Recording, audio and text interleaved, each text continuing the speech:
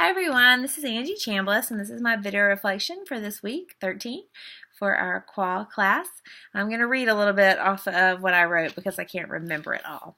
So in reference to the Maxwell article, it really makes me stop and think about what I'm doing as a researcher. He reminds us to remember that a research project for you is just a normal thing, but for the people that you are doing it on it's really an intrusion in their lives, and so it's good to be aware of that. And I think being aware of this intrusion and approaching the participants on their terms could maybe help lessen it a little bit.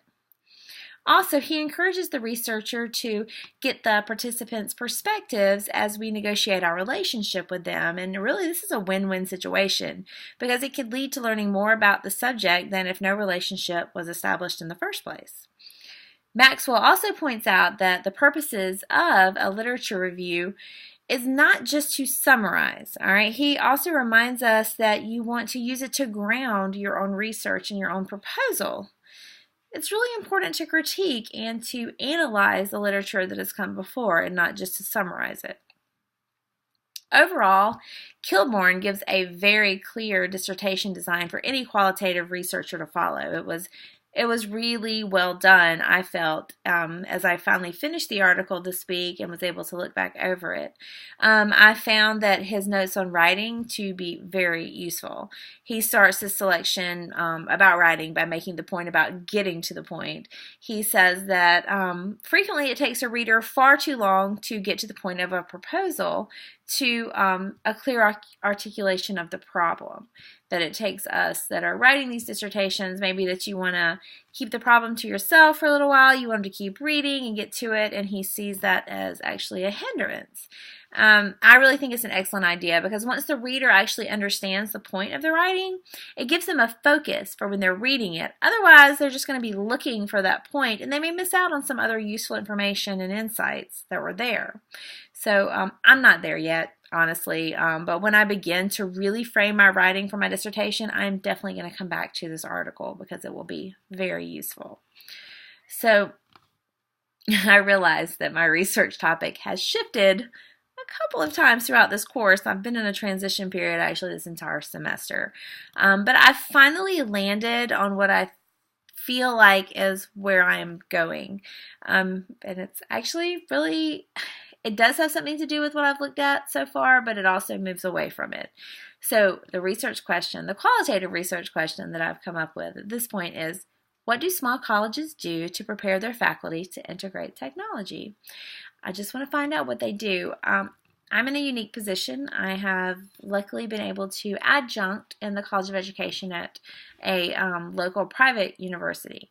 And so I feel like I would have no problem gaining access. So that's where I hope to do my research. So I already have a relationship there through being an adjunct. And in all honesty, I would love to eventually work there, have a career at this institution. So that's one subject position that could potentially get in the way of my research. So I need to be aware of it. And Maxwell points out that we must examine our assumptions. And my current position with the college as an adjunct already has me forming an answer to my question. I know what kind of training I got as an adjunct, but I do realize that as an adjunct, I'm not privy to the trainings that the full faculty receive, so I don't really know the whole story, so I need to keep an open mind. Peshkin's article about his subjectivity in the form of the different eyes I really enjoyed reading that, and it really made me start to think about the different eyes that could emerge for me in this type of research situation. And for me, there's the technology integration specialist eye. I was a technology integration specialist for years in a K-12 district, and that's definitely going to emerge for me in this situation. There's the adjunct eye that feels removed and possibly looked down upon by full professors at that college. And there's also, there are others that will definitely emerge as the research unfolds, but I'm just going to have to keep an open mind to that. I think Watt's idea of constant and continued reflection will definitely help me meet those eyes head on and address them. And I think in this day and age, we are so uniquely positioned to do that instant reflection. We have our smartphones, our tablets, our computers to instantly record reflections that we see, feel, hear, at that moment, and I definitely plan to take advantage of that. my current adjunct, a position as an adjunct and a doctoral student, will help me, will most likely help me gain access to this site and form relationships with the participants. So I think I'm in a unique and somewhat privileged position in that case. I'm also a white female. That could be beneficial, it may not. It can make some participants reluctant to speak to me, while others might open up more easily. I don't know. Also, my years of schooling and working in education put me in a comfortable position at this type of site. I know the customs. I know the language of school.